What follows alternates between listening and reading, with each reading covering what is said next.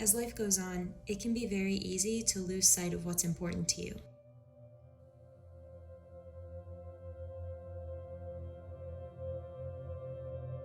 The coronavirus pandemic caused churches across the country to close their doors, just in time for the Easter celebration. Before the pandemic, we seemed to have a great community, a lot of parishioners coming to Mass, and they were bonding. We had a lot of fellowship, a lot of people caring for one another, getting to know each other. The pandemic hit, and we were isolated. And I know from speaking to many people, we felt so isolated and disconnected. I know when that happened, for me, it was the saddest thing because Easter is the holiest of our holy days. Perhaps God was trying to tell us something.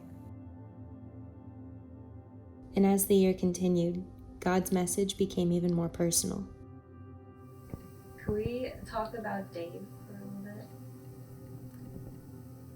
I met Dave about 12 years ago, I think it was. We just got closer in our relationship and we became, if not best friends, really, really close friends. And so I knew him also as an usher at church. And, he was that dapper, silver-haired guy. It was so weird, chilling kind of, to walk in and he's not there. And to see Les, his kind of, they were a pair as ushers at church. To see Les but not see Dave.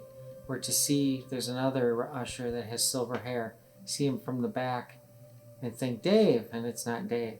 That there's already been that impact of missing what was familiar and right there. And I think maybe one of the overwhelming emotions is the regret at not appreciating. But that's sort of the human condition. We always look back and say, oh, why didn't I appreciate that more? Yeah. Almost always. That's the way we are. And when we do go back to normal, when hopefully this is under control and people go back to church as we used to, it will have changed. But not necessarily. Our faith teaches us that it doesn't have to change for the worse. So, despite all the stress and turmoil, there is a sense of peace that's still there. My story is a bit different from theirs.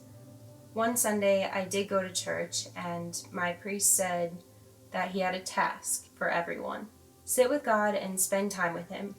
I went back to my room and essentially rewrote biblical stories into something that I understood better.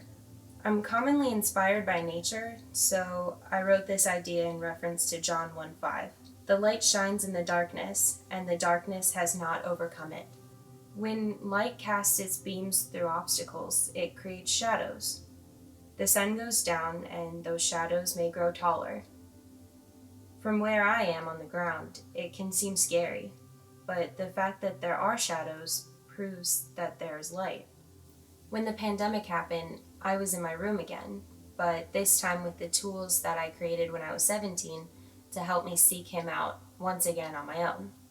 What I didn't know as a kid was that those bad times, those bad feelings, are meant for you to find Him through it. And that's oftentimes how He proves that He's there. The one thing that prayer really does is it changes you. Its purpose is to better conform you to the image of Christ, the obedient, even unto death, Son of God, who perfectly fulfilled God's will. And so that's what we're supposed to be about too, is the fulfillment of what God wants, because what God wants is what's best for everyone. Maybe God wanted us to pause and think. Maybe God wanted us to realize what the world would be without God. We forget the story of Easter sometimes. It's not about bunnies or colored eggs. It was about God making all things new. And I think in some ways that happened this year by not only reminding us of how special community can be, but to refocus our sights back towards the light individually.